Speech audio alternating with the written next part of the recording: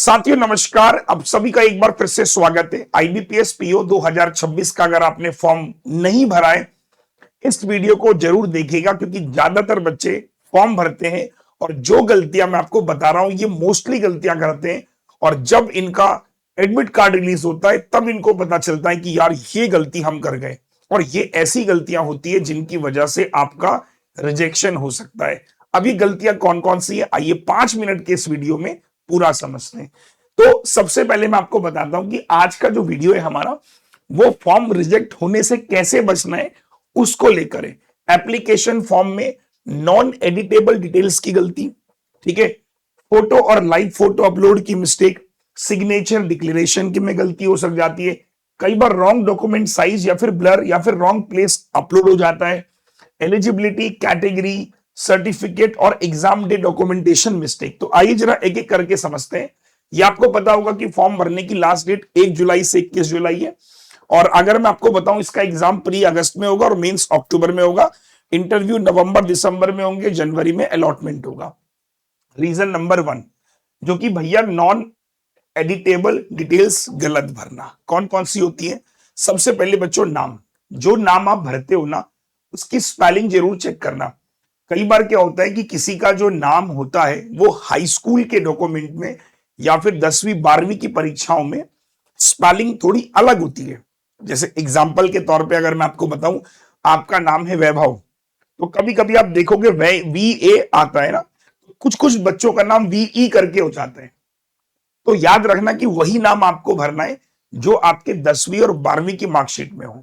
तो ये जरूर ध्यान रखना, अगर नाम में गड़बड़ी हुई तो आगे दिक्कत आ सकती है। ईमेल आईडी और मोबाइल नंबर, ये वो भरना जो एक्टिव ईमेल आईडी है, और मोबाइल नंबर वही डालना जिसको आने वाले 6 महीनों में बंद ना करना पड़े, ताकि बाद में ओटीपी की दिक्कत, बाद में ये दिक्कत, बाद में वो दिक्कत ना हो। स्टेट जहां से आप भर रहे हो उसमें परमानेंट एड्रेस बिल्कुल सही भरना, क्योंकि जब आपका सिलेक्शन हो जाएगा तो सारे जो भी डॉक्यूमेंट्स होंगे वो उसी एड्रेस पे जाएंगे, तो ये बहुत ध्यान से भरना। साथ ही साथ पोस्ट और नेशनलिटी फील्ड फाइनल, इसको ढंग से भरना। कंप्लीट रजिस्ट्रेशन से पहले जब आप आगे जाते हो सेव और नेक्स्ट से वेरीफाई कर लेना।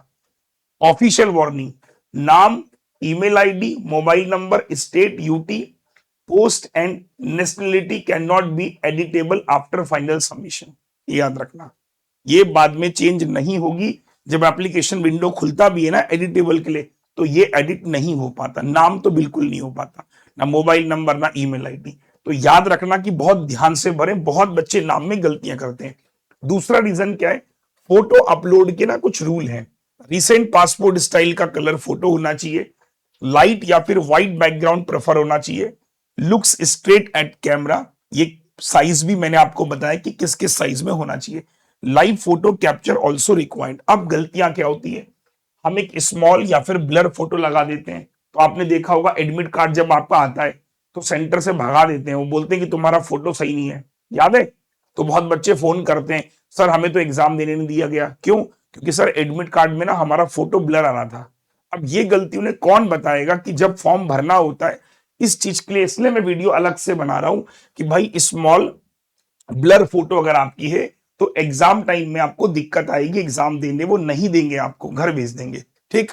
डार्क और इम्प्रॉपर बैकग्राउंड, मतलब ऐसा बैकग्राउंड ना हो कि जिसमें अजीब सी फोटो आ रही हो, ये ध्यान रखना। Cap, sunglasses, face covered, cap लगा के फोटो खिंचवा रहे हो, चश्मा लगा के फोटो खिंचवा रहे हो, तो ये प्रॉब्लम आ सकती है। Photo not pasted on call letter, मतलब जो आपकी जो फोटो होगी भाई, जैसे कई बार हम लोग एक फोटो हमने जो अभी हाल फिलहाल में उसमें लगाई, तो संभाल लेना उस फोटो को, क्योंकि वो बाद में काम आएगी। डिफरेंस अपेयरिंग ड्यूरिंग वेरिफिकेशन, जैसा कि मैंने आपको बोला कि वो काफी बच्चे रिजेक्ट हो जाते हैं जब वो एग्जाम सेंटर में खड़े होते हैं। तीसरी गलती आती है सिग्नेचर और डिक्लेरेशन का फॉर्मेट। अब डिक्लेरेशन जो है यहाँ पे आई, फिर मेरा नाम, name of the candidate, hereby declare that all the information submitted by me in the is correct, true and I will present the supporting। ये एक पूरा आपको हैंड रिटन अपलोड करना होता है। तो इसका जो फॉर्मेट है भाई वो ब्लैक इंक से करना है आपको, मतलब काले पेन से करना है व्हाइट पेपर पर। ये फॉर्मेट है कि व्हाइट पेपर पे ब्लैक इंक। सिग्नेचर भी आपको ऐसे ही करना है, और डिक्लेरेशन में भी उसने देखो बोला है black ink on white paper, ये उसका साइज है, नॉट इन कैपिटल लेटर। तो गलतियां क्या होती है कि हमने ब्लू से कर दिया या हमने कैपिटल लेटर में लिख दिया, ठीक है, और मतलब आप समझ रहे हो किसी और से लिखवा लिया खुद की बजाय।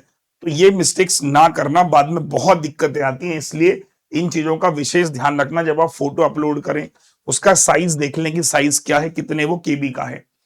चौथी गलती होती है कि जो मैंने आपको बोला कि फॉर्मेट या फिर रॉन्ग प्लेस की मिस्टेक। जैसे आपने देखा होगा क्या क्या आपको चाहिए, फोटोग्राफ चाहिए, ठीक है, सिग्नेचर चाहिए, लेफ्ट थंब चाहिए, डिक्लेरेशन चाहिए, 10वीं का सर्टिफिकेट और क्लॉस, जो कि अगर आपको कोई सर्टिफिकेट है उनका पीडीएफ अपलोड करना है।